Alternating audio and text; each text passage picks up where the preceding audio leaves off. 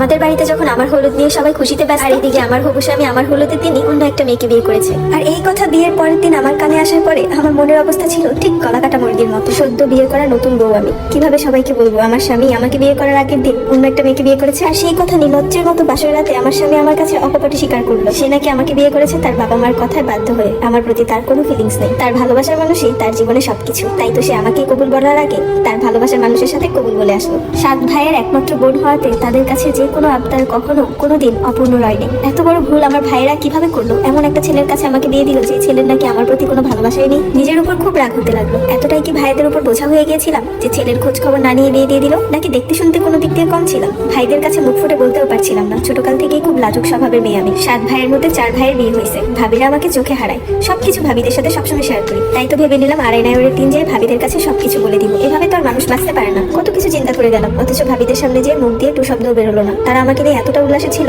যে তাদের কাছে আমি কিভাবে বলবো যে ছেলের কাছে তোমাদের চোখের মণিকে দিলা সেই ছেলে আমাকে চোখেই দেখে না। আমার স্বামী আমাকে আমাদের বাড়িতে নামিয়ে দিয়ে চলে আসছে, আমাদের বাড়িতে পর্যন্ত সে ঢুকে নেই। নতুন বউ হওয়াতে বাড়ির সবাই জিজ্ঞাসা করছিল স্বামী কেমন, শ্বশুর কেমন, শাশুড়ি কেমন। সবাইকে শুধু মাথা নাড়িয়ে একটাই উত্তর দিচ্ছিলাম, ভালো। ভালো বলবোই বা না কেন? আমার শাশুড়ি আর শ্বশুর যে আমাকে অনেক আদর করে, তারা আমাকে অনেক পছন্দ করে বিয়ে করে নিয়ে গেছে। কিন্তু যার সাথে সংসার করবো বলে এতদিন কোনো ছেলের সাথে কোনোদিন সম্পর্কও করি নাই যে আমার স্বামীর সাথেই আমার ভালোবাসা হবে, অথচ সেই স্বামীরও নাকি আরেকটা ভালোবাসা আছে। তখন ওই মেয়েটার সাথে অনেক হিংসা হতো আমার, যে কতটা সুন্দরী না জানি মেয়েটা, যে আমাকে রেখে আমার স্বামী ওই মেয়েটার প্রতি এতটা আকৃষ্ট, আমার দিকে একবার ঘুরেও তাকায় না। 1-1.5 মাস এভাবে চুপচাপ রইলাম, কখনো কাউকে কিচ্ছু বললাম না, স্বামীও আমাকে কিছু বলে না। একই ঘরে অজানা মানুষের মতো থাকতাম, অথচ বাইরে এরকম ভাবে বিহেভ করতাম যেন একজন আরেকজনকে চোখে হারে। একদিন সাহস করে শাশুড়ি মায়ের মাথায় তেল দিতে দিতে তাকে প্রশ্নই করে ফেললাম, মা আপনার ছেলের কি কোনো মনের মানুষ ছিল? মা হঠাৎ চুপচাপ হয়ে গেল। তখন বুঝতে পারলাম হয়তোবা তারাও জানে। সে আমাকে আমার দিকে ঘুরে বলল, ছিল, কিন্তু এখন আর নেই। তোমাকে বিয়ে দিয়েছি তো এর জন্যই, যাতে করে অন্য কোনো মেয়ের দিকে না তাকায়।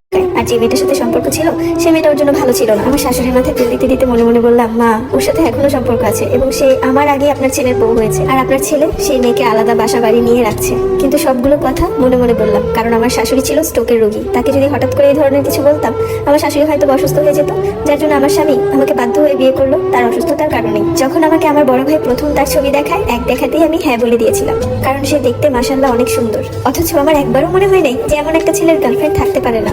আমি কেন জানি নিজের মতো বোকা সবাইকে ভাবতাম। বিয়ের 3 মাসের সময় হঠাৎ আমার রুম থেকে ড্রয়িং রুমে চিল্লাচিল্লির আওয়াজ পাই। আমার শ্বশুর আমার স্বামীকে বকা দিচ্ছিল। নিজের রুম থেকে বেরোয় শুনি আমার স্বামী নাকি অপ্রয়োজনীয় খরচ করে ব্যাংক ব্যালেন্স খালি করে ফেলছে। আমার শ্বশুরের কথা শুনে আর চোখে আমার স্বামীর দিকে তাকালাম। আমার স্বামী নিচের দিকে তাকিয়ে রয়েছে।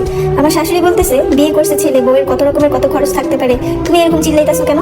আমার শ্বশুর বললো, আমার ছেলের বউয়ের যে কতটা চাহিদা পূরণ করতেছে এটা তো আমরা দেখতেছি, আমার ছেলের বউ তো আলাদা থাকে না। তখন আমি আমার স্বামীর দিকে চোখ ভরা পানি নিয়ে তাকিয়ে রইলাম যে একটা বারো সে আমাকে কখনো একটা কাচের চুড়িও কিনে দেয়নি, অথচ সে নাকি টাকা খরচ করতেছে আমার পিছনে। এমন কথাও আমার শুনতে হলো। তার দিকে তাকিয়ে আশায় ছিলাম সে বুঝি এইবার বলে দিবে যে না, ওর পিছনে না, আমি আমার বড় বউয়ের পিছনে টাকা খরচ করি।